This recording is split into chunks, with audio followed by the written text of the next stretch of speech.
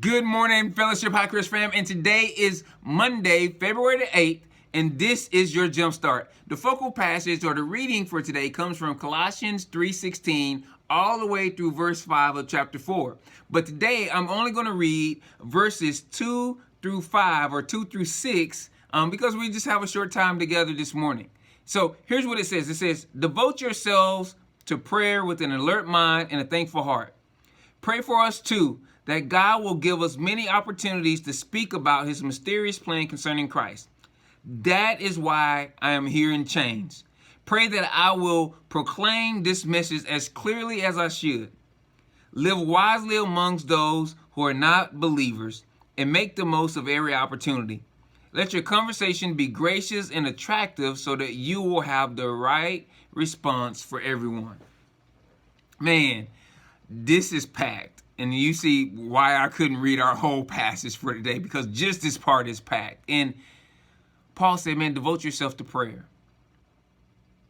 Be alert of mind and with a thankful heart. And then he said, hey, pray for me. And when you pray for me, here's what you can pray for me about. Pray that I can clearly present the gospel to others. That I can clearly tell others about Christ. I can live it out. He said, I'm willing to be in chains for this. And then he says, and for yourself, make sure that you're living wisely, because that's how you're going to share this thing and clearly communicate the plan of who Christ is and what he's done. He says, as you're living amongst unbelievers, live wisely and make the most of every opportunity. How do you do that? How do you make the most of every opportunity amongst unbelievers? Verse 6 says, let your conversation be gracious and attractive so that you will have the right response for everyone. You know, recently I had a conversation with someone, a really long conversation, and I differed on many points with them.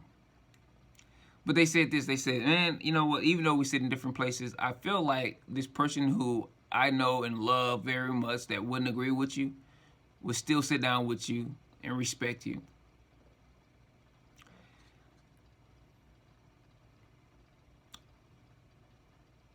It's not a false gospel to treat people nice.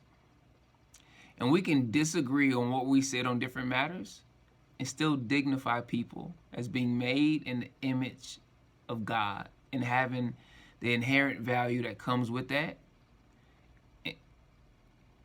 and love them even though we may sit in different places. A lot of times we're having arguments over bad topics. We're not arguing over if Jesus Christ is real or not. We're arguing over things that don't matter when it comes to eternity. And therefore, we're not making the most of every opportunity.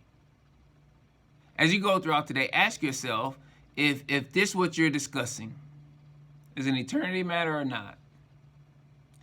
And if you're making the most of the opportunity by responding in a way that's both gracious and attractive. Continue to power up, pour in and spill out. Have a great day.